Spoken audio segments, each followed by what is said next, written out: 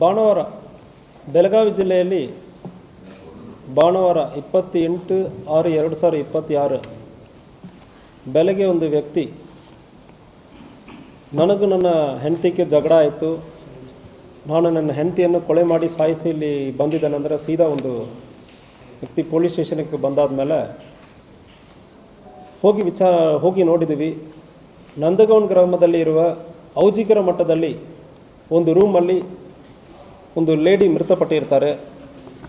ಯಾರಂದರೆ ವಿಚಾರಣೆ ಮಾಡಿ ತಿಳ್ಕೊಳ್ಳುವ ಸಂದರ್ಭದಲ್ಲಿ ಶೋಭಾ ಎಂಬುವರು ಒಂದು 35 ವರ್ಷ, ಇವರು ಗಂಡ ಕೊಲೆ ಮಾಡಿರೋರು ಪಾರಗುಂಟ ಶಂಕರಪ್ಪ ಸಾರ್ವಾರ್, ಇವ್ರಿಗೊಂದು 37 ವರ್ಷ. ಇವರಿಬ್ಬರು ಔಜಿಕರ ಮಠದಲ್ಲಿ ಒಂದು ರೂಮಲ್ಲಿ ವಾಸ ಮಾಡ್ಕೊಂಡಿರ್ತಾರೆ. 2 ಮಕ್ಕಳು ಇರ್ತಾರೆ. 6 ವಯಸ್ಸು ಮಗು ಒಂದು ಇದೆ, 11 ವಯಸ್ಸು ಮಗು ಒಂದಿದೆ. ಈ ಸಂದರ್ಭದಲ್ಲಿ ಇವರಿಗೆ ಹೆಂಡತಿ ಯಾರ ಜೊತೆ ಮಾತಾಡುವಾಗಲೂ ಸಂಶಯಪಟ್ಟು ಕಳೆದ 4-5 ವರ್ಷಗಳಿಂದ ಇಂಥಗ ಹೆಂಡತಿ ಮೇಲೆ ಜಾಸ್ತಿ ಡೌಟ್ ಬಂದಿರ್ತದೆ. ಸೊ ಯಾರ ಕಡೆ ಮಾತಾಡುವಾಗಲೂ ಒಂದು ಸಂಶಯ, ಅದರಿಂದ ಗಲಾಟೆ ಮಾಡೋದು. ಇದಕ್ಕೆ ಹಿಂದೆನೂ ಹಿರಿಯರ ಸಮಕ್ಷಮದಲ್ಲಿ ಇದನ್ನು ಬಗೆಹರಿಸೋದಕ್ಕೆ ಪ್ರಯತ್ನ ಮಾಡಿದ್ದಾರೆ. ಇಂಥ ಗಲಾಟೆಗಳು ಆಗಿರ್ತದೆ. ಇತ್ತೀಚೆಗೆ 27 ರಾತ್ರಿಯಿಂದ 28 ಬೆಳಗ್ಗೆ ಗಲಾಟೆ ಮಾಡಿಕೊಂಡಿರ್ತಾರೆ. 28 ಬೆಳಗ್ಗೆ ಸುಮಾರು ಒಂದು 4ರಿಂದ 4:15 ಸಂದರ್ಭದಲ್ಲಿ ಕೊಡ್ಲಿಯಲ್ಲಿ ತನ್ನ ಹೆಂಡತಿಯನ್ನು ಗಂಭೀರವಾದ ರೀತಿಯಲ್ಲಿ ಹೊಡೆದು ಫೈನಲ್ ಆಗಿ ಒಂದು ಕುತ್ತಿಗೆಯಲ್ಲಿ ಕೊಡ್ಲಿ ಸಿಕ್ಕಾಕೊಂಡಿರ್ತದೆ. ಅಂಥ ರೀತಿಯಲ್ಲಿ ಗಂಭೀರವಾದ ರೀತಿಯಲ್ಲಿ ಒಂದು ಕೊಲೆ ಮಾಡಿರ್ತಾನೆ. ಇವನನ್ನು ಅರೆಸ್ಟ್ ಮಾಡಲಾಗಿರ್ತದೆ. ಸಾಕ್ಷಿಗಳ ಅಸೆಟೀಸ್ ಏನಿರ್ತದೆ ಅದೆಲ್ಲ ಕಲೆಕ್ಟ್ ಮಾಡಲಾಗಿರ್ತದೆ.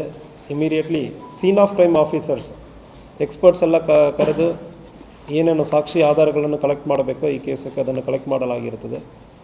ಇದರಲ್ಲಿ ಒಂದು ರಿಲೇಷನ್ಶಿಪ್ಪಲ್ಲಿ ಮತ್ತು ಮನೆಯಲ್ಲಿ ಒಂದು ತನ್ನ ಹೆಂಡತಿ ಮೇಲ್ಗಡೆ ಒಂದು ಸಂಶಯ ಮೇಲ್ಗಡೆ ಒಂದು ಕೊಲೆ ಆಗಿರೋದು ಕಂಡು ಬಂದಿರ್ತದೆ. ಇದು ಅತ್ತನಿ ನಂದಗೌನ್ ಗ್ರಾಮದಲ್ಲಿ ಆಗಿರ್ತದೆ. ಇಲ್ಲ, ಇವ್ರಿಗೆ ಯಾರ ಮೇಲ್ಗಡೆನೂ ಡೌಟ್, ಯಾರ ಕಡೆ ಹೆಂಡತಿ ಮಾತಾಡುವಾಗಲೂ ಅವ್ರ ಕಡೆ ಸಂಬಂಧ ಇದೆ, ಇವ್ರ ಕಡೆ ಸಂಬಂಧ ಇದೆ ಅಂದ್ರೆ ಮಾತನಾಡೋದು.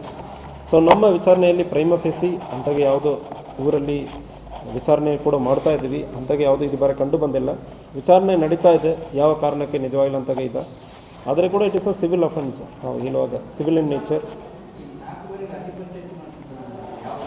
ಸುಮಾರು 4-5 ವರ್ಷಗಳಿಂದ ಇವರು ಇಂತಾಗ ಡೌಟ್ ಮಾಡಿಕೊಂಡು ಹೆಂಡತಿಯನ್ನು ಹೊಡೆಯುವುದು, ಅದಾದಮೇಲೆ ಹೆಂಡತಿಯವರು ಹಿರಿಯರು ಮನೆಯವರೆಲ್ಲ ಬಂದು ಸಮಾಧಾನ ಮಾಡುವುದು, ಇಂತಾಗೆ ಇಲ್ಲ ಸ್ವಲ್ಪ ರಿಲೇಷನ್ಶಿಪ್ ಚೆನ್ನಾಗಿರಬೇಕು ಗಂಡ ಹೆಂಡತಿ ಅಂದರೆ ಬುದ್ಧಿ ಹೇಳುವುದು, ಇಂಥ ಘಟನೆಗಳು ಹಿಂದೆ ಆಗಿದೆ. ಇಲ್ಲ, ಅದು ಬರೋಗೆ ಯಾವುದು ಬಂದಿಲ್ಲ.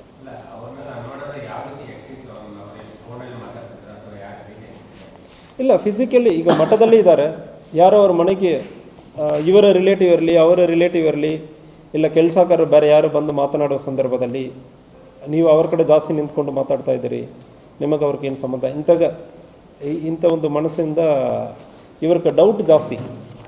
ಅದರಿಂದ ಈ ಗಲಾಟೆ ಮುಂದುವರಿತಾ ಇತ್ತು. ಫೈನಲಿ ಇದೊಂದು ಕೊಲೆಯಲ್ಲಿ ಮುಗೀತು. ಮಕ್ಕಳಿದ್ದರು, ಒಂದು ಮಗು ಇತ್ತು. ಸೊ ಮಠದಲ್ಲಿ ಡ್ರೈವರ್ ಆಗಿ ಕೆಲಸ ಮಾಡ್ತಾ ಇತ್ತು. 6 ವಯಸ್ಸು ಇದ್ದ ಮಗು 6 ವಯಸ್ಸು, ಇನ್ನೊಂದು ಮಗು 11 ವಯಸ್ಸು.